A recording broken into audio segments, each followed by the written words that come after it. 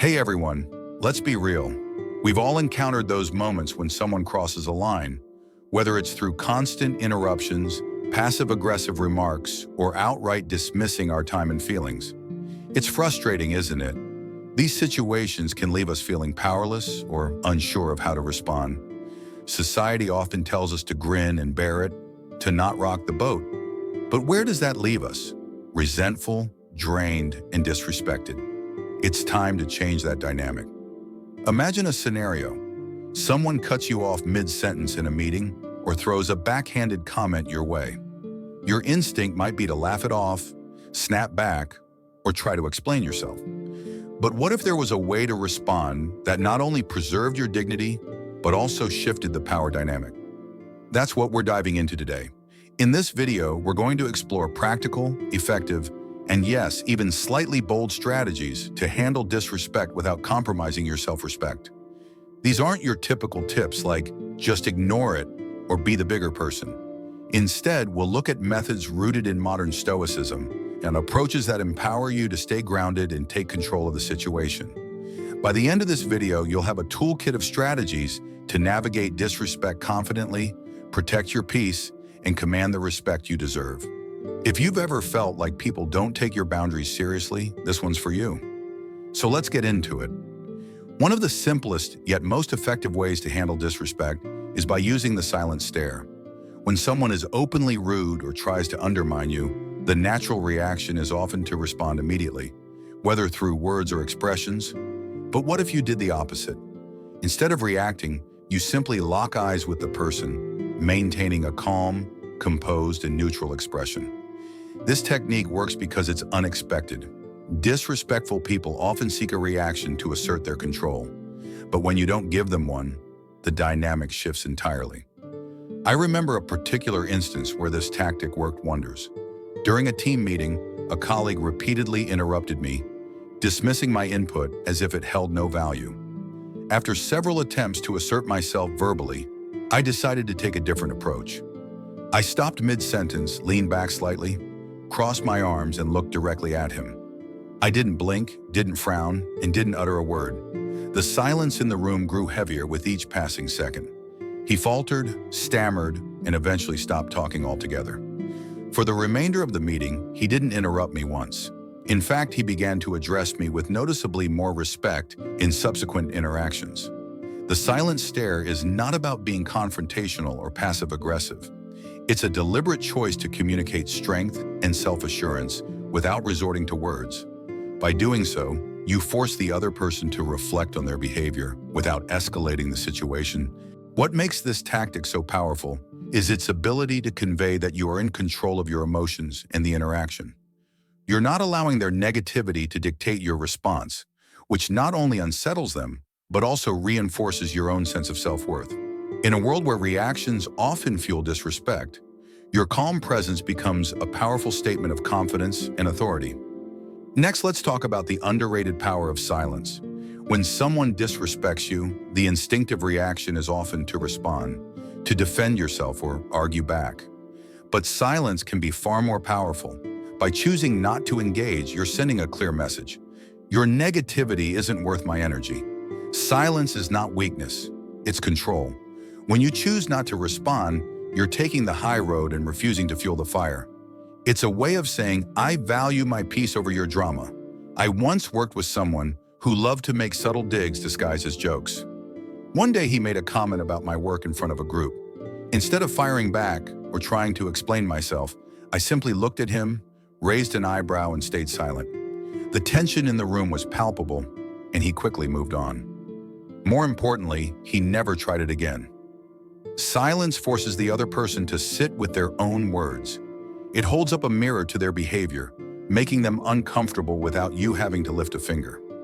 This approach isn't about avoiding conflict. It's about conserving your energy and maintaining control. By refusing to give disrespect your attention, you're protecting your peace and projecting confidence. Silence also empowers you to choose when and how to engage. It's about creating space to respond thoughtfully rather than react emotionally. Let's face it, the need to explain yourself is exhausting and often unproductive. How many times have you made a decision that felt right for you, only to find others questioning it. Why didn't you take that promotion? Why did you end that relationship? Why did you choose this career path? The truth is, you don't owe anyone an explanation. Your choices are your own, and constantly justifying them only opens the door to unnecessary judgment. I remember when I decided to switch careers from something stable to something more aligned with my passion. Friends and family bombarded me with questions. Why would you leave a secure job? Or how are you going to make it work? Initially, I tried to explain myself in detail. I'd share my plans and the reasoning behind my decisions. But no matter how thoroughly I explained, the questions kept coming. It was as if they were more interested in finding flaws than understanding my perspective. Eventually, I stopped engaging in those conversations. When someone asked why, I'd simply say, "Because it's what I want." It was liberating. The simplicity of that response left no room for further questioning. Over time, I noticed that people stopped prying. By not explaining myself, I was setting a boundary and signaling confidence in my decisions. This approach isn't about being dismissive. It's about reclaiming your energy and prioritizing your peace. When you stop explaining your choices, you're telling the world that your life isn't up for debate. You're affirming that you trust yourself and that you don't need external validation to feel secure in your decisions. This quiet confidence is powerful, and it often earns respect even from those who initially questioned you. So the next time someone asks you to justify your choices, pause and consider whether an explanation is truly necessary. Sometimes a simple, confident answer like, "It felt right for me," is all you need. Not only does it save your energy, but it also reinforces the fact that you're in control of your life and don't require anyone else's approval. Sometimes, the healthiest response to persistent disrespect is to create distance. This doesn't mean harboring resentment or animosity. Instead, it's about valuing your well-being enough to step away. Not everyone deserves unlimited access to your life, especially if their behavior repeatedly crosses your boundaries. Think about it. Your time and energy are finite resources.